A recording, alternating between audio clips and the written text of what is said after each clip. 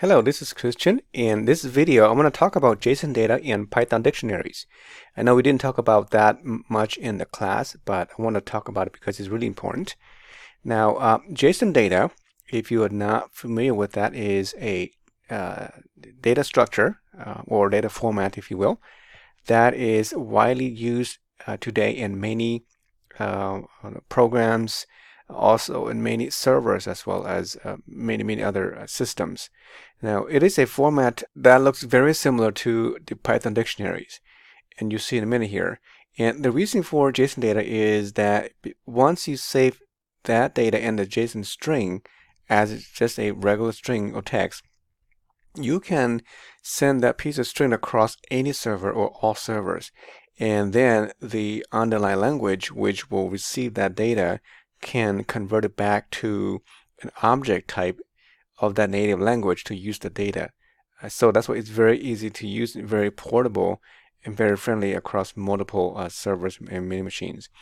So JSON data actually pretty much replaced XML. XML was very popular in the mid-90s to early 2000s, but there were some restrictions with XML. They're still being used today, but not as much as JSON data. So let's take a look at JSON data, what it is. Oh, by the way, JSON data stands for JavaScript Object Notation. That's what it stands for. So Python dictionary, you've seen that already. It looks just like this. If I go and put a list of data here, so both JSON data and Python dictionary use what's called a key value pair. Okay, so if I have like data equals, this is in Python, a dictionary, right? You use the curly braces here, and inside the curly braces here, you have the key followed by a colon followed by the value. Okay, and the key, if it's not number, then you want to wrap it with a double quote or single quote, right? The key. If it's a numeric value, then you can just leave it as a number. So if I do like 0, and if that's the key, and the key of 0 would map to, let's just say, the value of I don't know, 1 to 12, right? And then I have another value, could be 1, and map to, let's just say, 30. Okay, so now I have a dictionary that has two elements. Okay, and the first one is the 0 that is mapped to 12, and the one mapped to 30. That's a very simple data type. So if I just save that, and I'm going to run it so I can see in the console here, and I'll manipulate the data over here. It's much easier that way. So I'm going to run it. And so here it is in the console here, a little bit bigger. Okay, so if I type in data, you see that data has that value here. And also, then if I want to access the value, which is 12 or 30, I would access its key. So I would do data using the square brackets notation of 0. That gives me the key, the value of 12. If you look at this, it looks very similar to how you access a list in a dictionary, right? Very similar. You access the key. So in this fashion, it looks almost exactly like a list. If I go and put some, let's just say, list lst equals 2. If I put like 12 and then 30, right? If I type lst 0, I get 12, exactly the same as dictionary. Okay, and then if I get 1, I get number 30 in both of them. The only thing is that because I created my key to be 0 and 1, okay, that's something you have to do manually. Whereas in a list, it's automatic. It's always going to be 0 first, and then 1, and so on to the positive direction. And if you remove a certain list element in any order, then the whole index gets re-indexed again, and then it gets reshuffled again. So it's permanent like that. But dictionary is different. Okay, dictionary doesn't matter the order. It doesn't care about the order. Which is very, very safe. If you want to map a certain data to a certain key, then that's the preferred way to go. Okay, so that is a dictionary. Now let's see what JSON data looks like. JSON data, if I go ahead and just put here J data for JSON data, and then It also follows the same pattern using the curly braces as well. JSON data, it must be a string. Okay, so it has to be a string. When we talk about JSON data, we usually refer to a string. And then when you want to use it as an object in the native language, like in Python, that would be a dictionary. If it's a JavaScript, it will be a JavaScript object. In PHP and in whatever language you use, okay? So JSON data is a string. That means I have to wrap the whole thing with a single quote. Okay, and there's a reason why I put single quote here. And then JSON, the rule is that all your keys, doesn't matter if they are numbers, you have to wrap all your keys with double quotes. Okay, all the values, if they are non-numeric, must be also wrapped with a double quote. You cannot use single quotes inside the keys and values. Okay, so if I put, let's just say here, name, then colon, the name would be, let's just say, able. Okay, you have to wrap it with the double quotes for strings. And then the second key will be, I'll put a comma here, maybe like age, and then I put here, let's just say it's 20. If it's numeric, you don't have to put that single quote. I mean double quote. You can if you want to, but you don't have to. So that's the first rule. It must be strings. Okay, everything must be strings. And then every keys and value must be wrapped with a double quotes if they're numeric, if they're non-numeric. And then the last item here, the last element, you cannot put a comma here like this. If you do that, it's a syntax error. It's gonna reject that. It's an invalid JSON data. So the last one cannot have a comma. You can also have nested data as just like dictionary. Okay, so that is a JSON data. Okay, and if I were again to run this again, you see that over here, if I type in JData, it's a string. You see the single quote around it. You can check by just typing the word type and then put into the type here the JData. It tells you that is a string. Okay, whereas data is a dictionary. Okay, so now in order for you to use the JData in Python, you have to convert it to a dictionary, something that Python recognizes. Okay, so if I want to access the name inside here, you can. I mean, not that simple, right? Because in data, you can't. In data, I can just access the number 30 by going data of 1. And that gives me the value because I access the key. But JSON data here, in this case, is a string. So you can't say, oh, I'm going to go to JData of name. Okay, it's not valid because it's a string, right? You can't use it. So what you do is you need to convert it to something that Python will recognize. And that's by using the JSON library. So you have to import the JSON. I just show you here, JSON library, which you saw in the assignment. You have to import it up here somewhere, right? So import JSON here. And then now this JSON library or module, you can use the loads function to convert to Python's dictionary. So if I want to go and say that I'm going to go over here and I want to convert the JData to maybe something like I'm going to remove data here and then just say I'm going to go data equals to JSON.loads. I'm going to pass the JData to it. Okay, so it must be a valid JSON data, otherwise it won't work. So if I save this now and I run it again, all right, so now if I type in JData, that's a string. If I type in data, now it's an object. As you can see, it does not have these single quotes around it, right? And just to confirm it, you can type data. You see that that's a dictionary. And now you can access the key data of name, and that will give you the value of able. Okay, so that is how you would use JSON data in Python. Now again, if you make a mistake here, let's just say I put a comma here at the end. When I try to load it, you see it has an error. Okay, it says double quote something. It doesn't know that because it's an error. So you can't do that. If I put a single quote around the age, like that, and if I want to wrap it with a double quote instead, I'm just showing you here, but if I use a single quote instead of double quotes, it's not going to take it. Okay, so it must be wrapped with double quotes for the keys and values only. Again, that's just the syntax, as the rule. Okay, so that is JSON data, and this is just one object. If you want to add another person's name and age in here, then you will put a comma and then add another one over here. So you could do something like comma, and then I can copy this and then put it over here. Okay, as you can see, it's kind of hard to read because I have to scroll.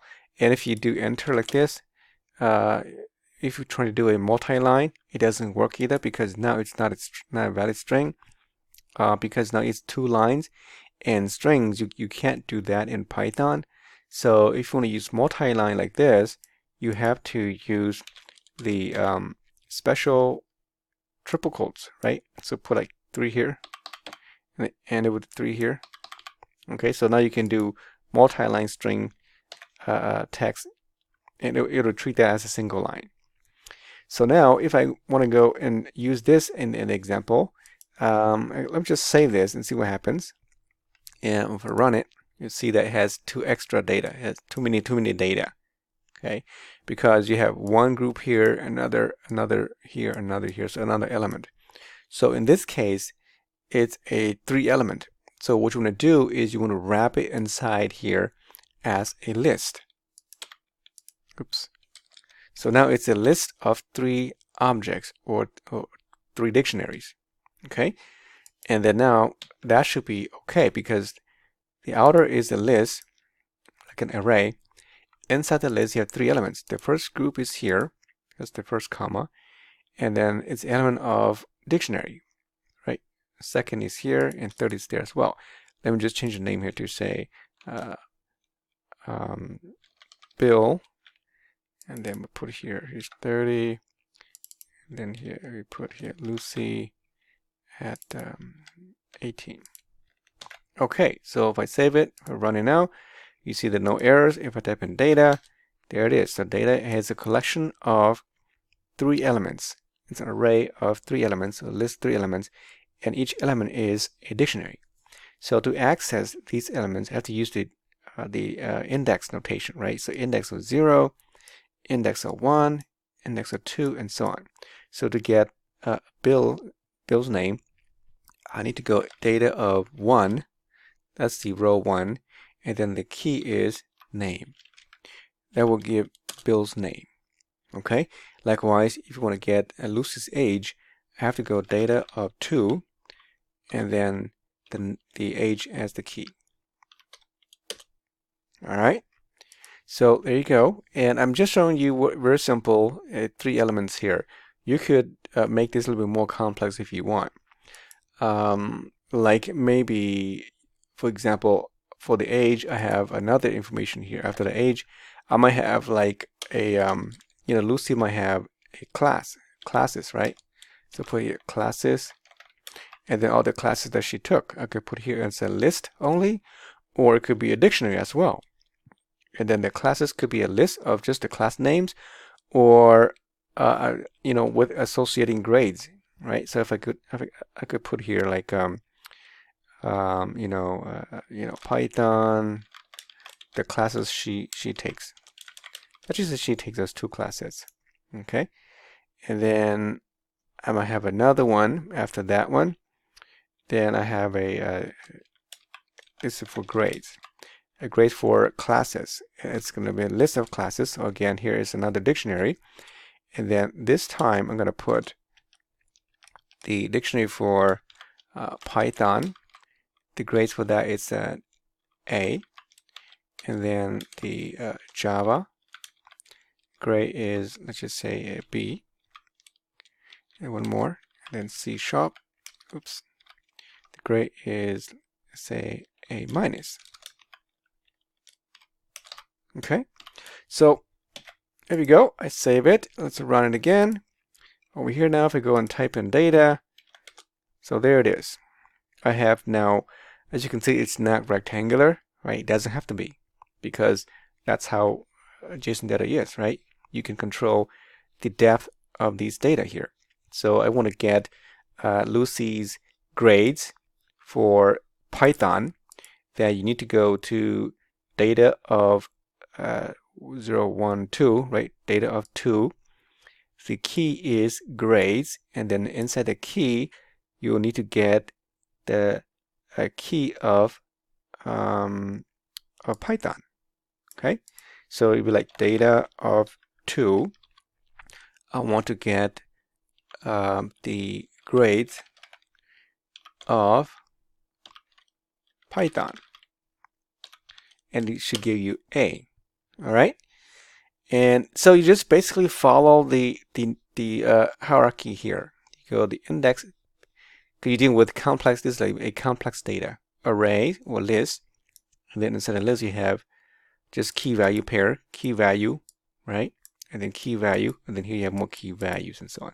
To get the gradient, for example, the class Java, because I don't have the class name here, this Java is used as a key here, but the class is here, so I'm going to say data of 2 of classes, oops,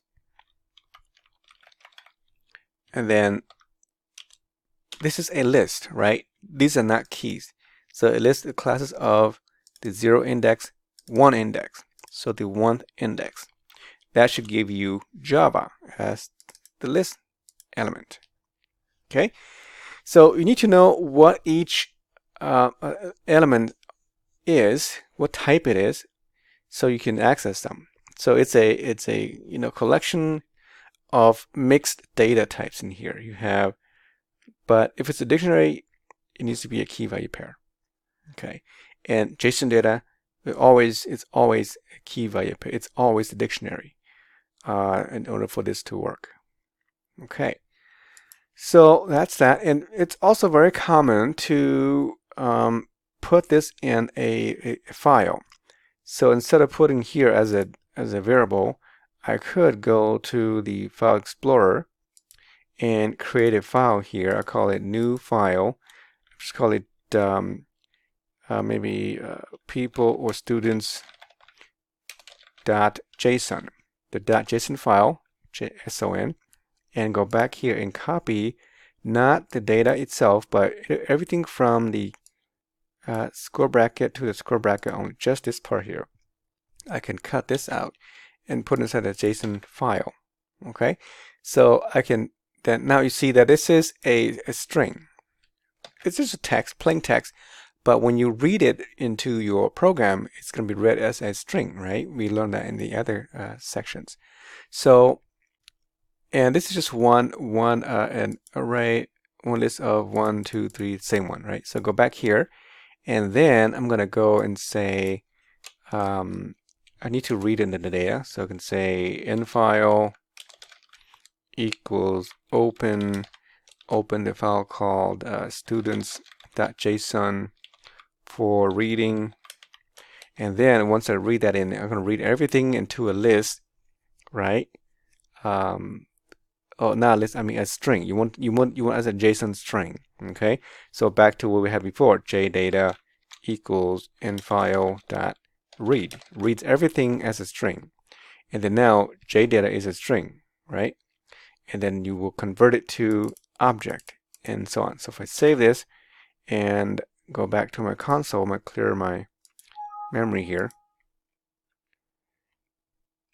Okay, so now if I run it again, you see that it opened already. And if I type in data, so there it is, back again, right? Just to make sure that it really does work, right? Let's go back and change to some data here. Let's just say you got a C plus here, okay, for Java. Let's save that and then go back and run it again. Okay, if I type in data, so there it is, C plus. All right. So that is how you use JSON data in Python. Now, if you want to pass Python like data back to another server in order to transfer data across servers, you cannot transfer data as an object. It needs to be serialized back into a string.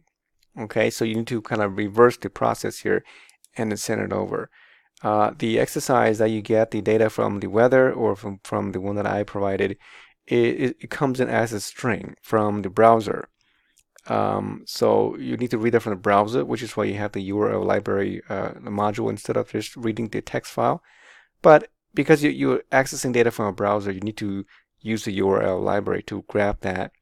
And then once it comes in, it comes in here as a some data from the internet. You need to decode it into a JSON string, and then you convert it back to an object in Python. Okay. All right, so I hope this clears up a few things or some of your questions. If you have any questions still on JSON data or dictionaries, please send me an email, and I'll be more than happy to help you out. Thank you.